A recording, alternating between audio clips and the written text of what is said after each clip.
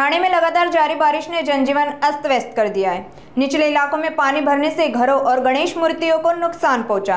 इससे स्थानीय लोगों और मूर्तिकार दोनों ही बेहद परेशान हैं। 18 अगस्त से लगातार हो रही बारिश के कारण ठाणे शहर के कई इलाकों में पानी भर गया।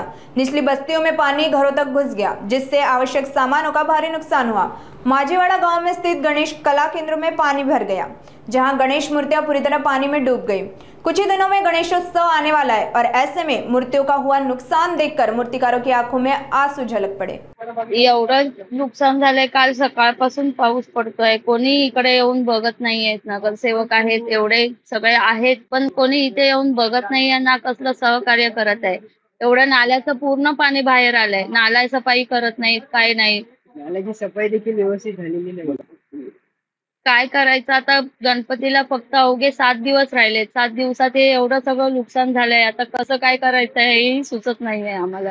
काही एकीकडे प्रशासन या ठिकाणी येते, मात्र मदत कुठल्याही प्रकारची मिळत नाही। प्रशासनाकडे काय नेमकी मागणी आहे?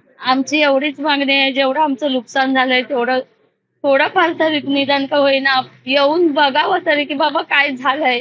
तिथे एवढे सगळे मोठमोठे गणपती पाण्याखाली गेले, तुम्ही येऊन एक मान काल आले टीएमसीला, आम्ही कळवलं, काल आले, आज सकाळी येतो म्हणाले, कोण आलं नाही, काय नाही, बघितलं नाही, काही नाही।